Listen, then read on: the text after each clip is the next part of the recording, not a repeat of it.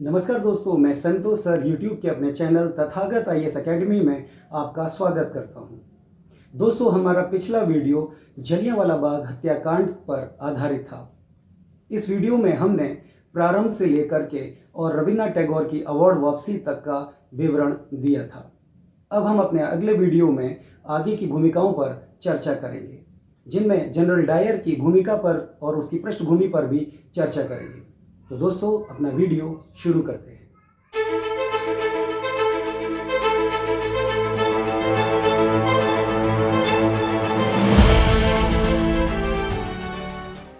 RC. Majumdar अपनी पुस्तक भारत का स्वतंत्रता आंदोलन में लिखते हैं कि 1 अक्टूबर 1919 में ही जलियांवाला हत्याकांड सहित देश की तमाम घटनाओं की जांच के लिए विलियम हंटर के अलावा 7 और लोगों की नियुक्ति की गई, जिसे हंटर कमेटी कहा गया।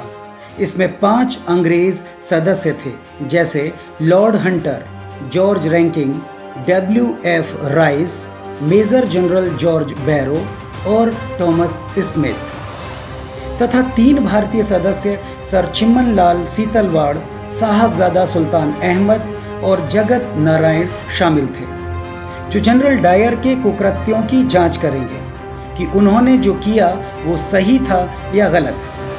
जबकि कांग्रेस ने मदन मोहन मालवीय के नेतृत्व में एक आयोग नियुक्त किया, जिसके सदस्य थे मोतीलाल नेहरू, महात्मा गांधी, अब्बास तैयब जी, C.R. दास एवं पुपुल जयकर। अमित कुमार गुप्ता अपनी पुस्तक defying death, nationalist revolutionism in India में लिखते हैं कि जलियांवाला बाग नरसंहार के बाद ही पंजाब में एक डंडा फौज का गठन हुआ, जो चमनदीप के नेतृत्व में गठित हुआ था, जिसके सदस्य लाठियों और चिड़ीमार बंदूकों से लैस होकर सड़कों पर गश्त लगाते थे और पोस्टर चिपकाते थे।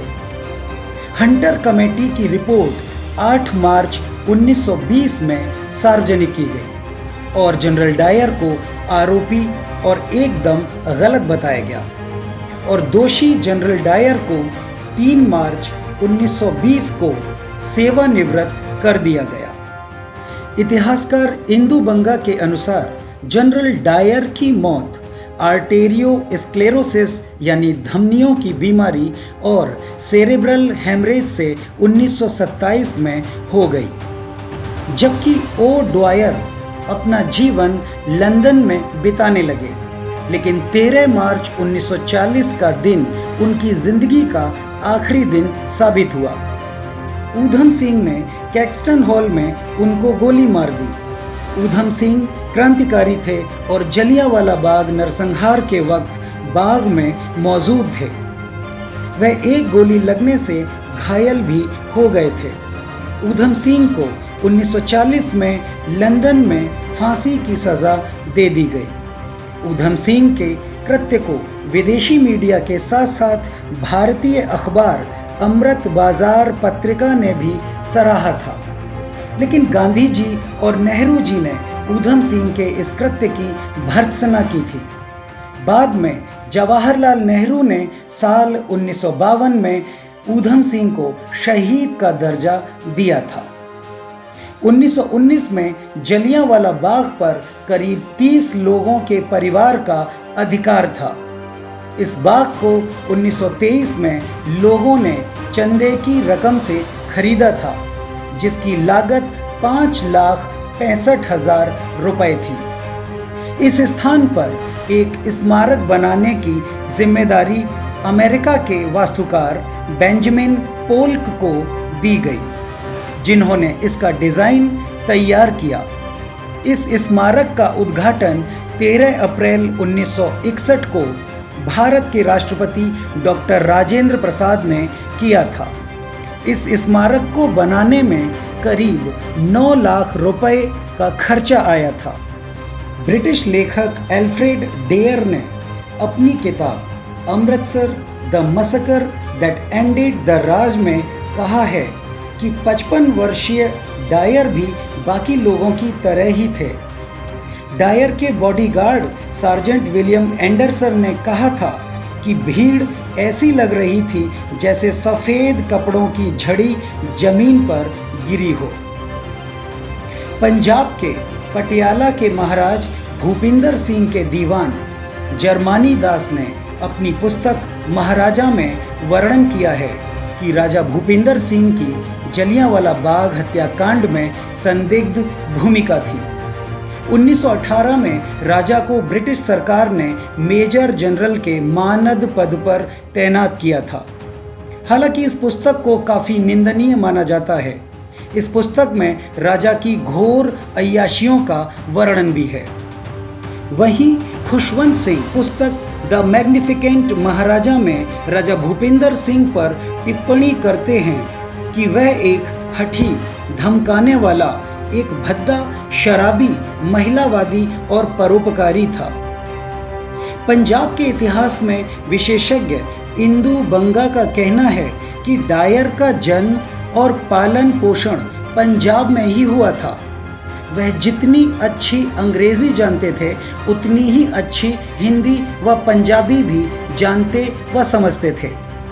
डायर की पसंदीदा तस्वीरों में से एक सिख अफसर के साथ थी। डायर ने जलियांवाला बाग के दौरान जो भी किया वो वही था जो ब्रिटिश शासन चाहता था। लेकिन हंटर कमीशन ने बाद में केवल डायर को ही दोषी माना और ड्वायर को आरोप मुक्त कर डायर को इस्तीफा देने को मजबूर भी किया था। ड्वायर ने डायर के स्मारक के लिए पैसे भी जुटाए थे। जलियांवाला बाग के दोनों दोषियों का जन्म 1864 में हुआ था। 19 नवंबर 2019 को जलियांवाला राष्ट्रीय स्मारक अधिनियम में भारत सरकार ने संशोधन किया, जिसके अंतर्गत अब तक इस स्मारक का स्थायी सदस्य कांग्रेस का अध्यक्ष होता था।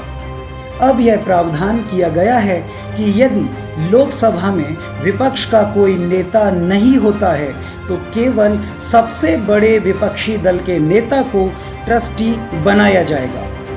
केंद्र किसी भी सदस्य को कार्यकाल पूरा होने से पहले हटा सकता है। इस ट्रस्ट की स्थापना 1921 में हुई थी और इसके न्यास का गठन 1951 में हुआ था। अब इस न्याय के सदस्य हर 5 साल के बाद बदल दिए जाएंगे। साथ ही शहीदों के परिजनों को भी ट्रस्ट में शामिल किया जाएगा। तो दोस्तों, जलियांवाला बाग पर आधारित ये मेरा दूसरा वीडियो था। जिन दोस्तों ने मेरा पहला वीडियो नहीं देखा है तो प्लीज़ आप उसे देख लें। आज की वीडियो में सिर्फ इतना ही। मिलते हैं फिर किसी नए वीडियो के साथ।